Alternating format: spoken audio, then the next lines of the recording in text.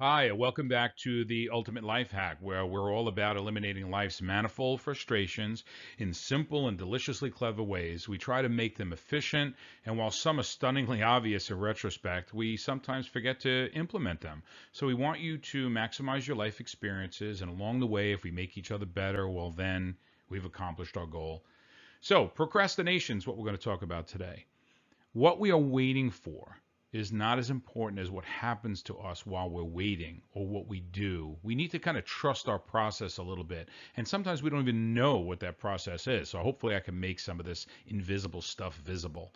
And that's why personal development is so important. You become a better person by looking deep inside and constantly making these mid course corrections. Many of you are in the network marketing space, and we know that deals with a lot of part-time work. So you need that little extra motivation to get you up and running besides your daily jobs or other tasks that you have, raising children, things like that. We need the extra bandwidth. Um, all of those life experiences, having children, working another job, it got you ready for today. But how many of you had other life experiences before you had successes or disappointments at times or areas where your patience was tried? We want to get you to kind of draw on that to find the similarities and to notice warning signs coming up. So, how many of you have issues with the selfie crowd? You're all on social media, right? You're all seeing the duck faces and the duck lips and all of these people that have these blogs like me. In fact, maybe even me, you have a little bit of issue. Like, who the hell is this guy to tell me how to live my life, right? But we're all on a mission and we're all trying to find our way. Um, but look, we need to get over these things and we need to realize that all derives around this victim mentality. It's someone else's fault, or look at that. That's why this is not happening for me, or who do they think they are? That's not the way to do it. So here's what I try to boil this down to. I won't listen to someone who says that they would live their lives exactly how they are right now if they were making $25,000 a week. Now, don't make this about money, but if you make $25,000 a week and then you decide to live the same way you're living right now, well, then I'll believe you. And I'm not knocking people or how they live. I'm just trying to break through. I'm trying to create an emotional response in you, to be able to reach through and break into some honest areas. And do this. Listen to this alone and really honestly look at yourself and think about what you can do better. So, another thing with people with procrastinating is don't wait for the perfect time. It's never going to come. If Noah was a story, now I'm assuming we all know the story of Noah, and I don't care what your religious beliefs are. It's a story that was told and about the boat and the two by two and the animals, but I won't go into that. But if Noah was a story of procrastination, it would have went like this.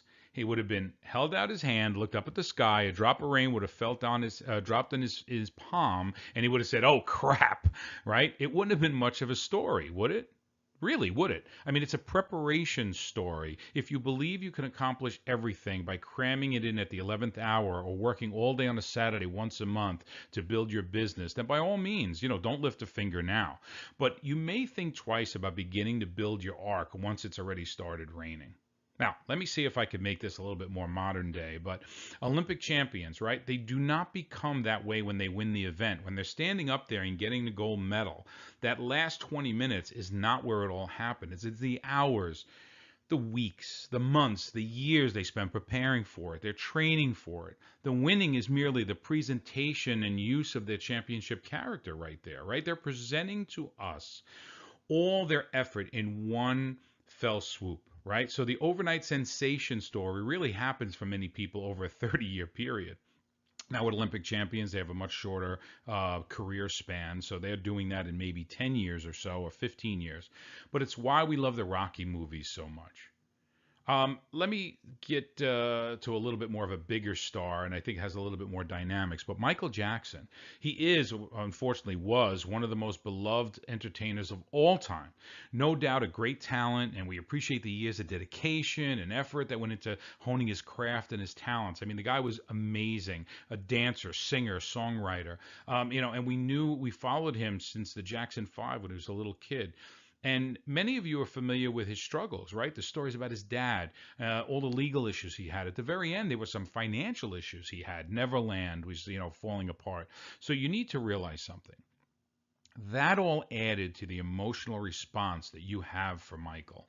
You feel pain for him about his dad, Joe. Like, how do I know Michael Jackson's father's name is Joe? I mean, I like Frank Sinatra, but I don't know what his father's name is, right? Or what Van Morrison's dad name is, or whoever you're into. I mean, some of you, if you're really into him, you may know the name, but there's a reason for that.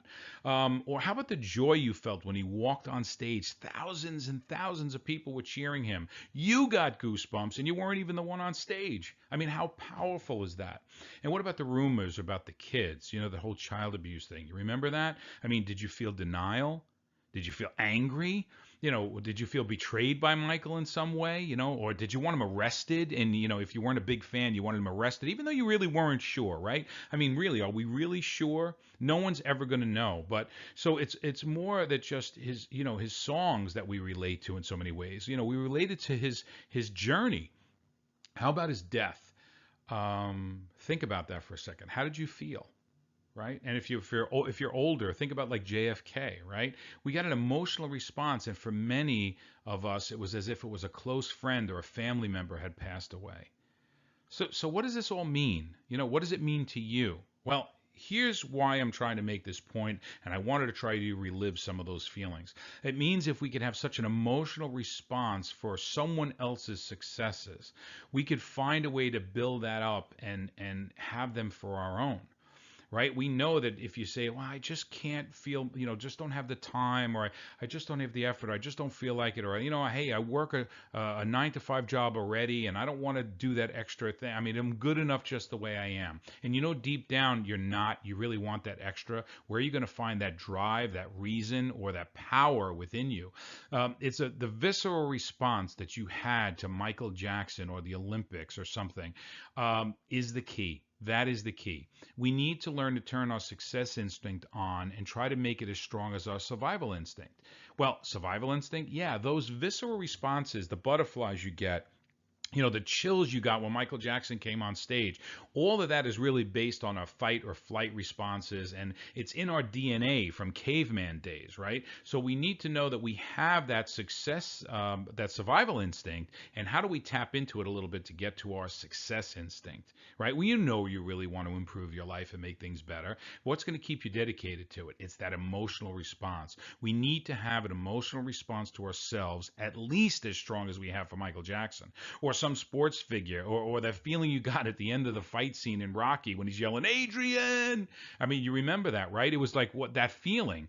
You almost felt that it was you. So you have those feelings inside. You have that drive. You have that motivation. It comes in these tiny little spurts, and sometimes it's when you're walking out of a movie theater or when you're watching the Olympics. Well, you could stretch that out. So I'm trying to give you clues that you already have everything inside you, all it takes. And I hope that proved it to you just a little bit, that you're already a diamond, but you need to just see it. You need to believe it a little bit more. So if you could feel that strong about someone you don't even know, now you understand that you're capable of feeling those feelings about your own success. All right, so I thank you guys for tuning in. I wanted to make this short. Please make sure to tune into the Ultimate Life Hack podcast and look us up and follow us on Twitter and Facebook, and look for all of our other things that we offer. Thank you so much.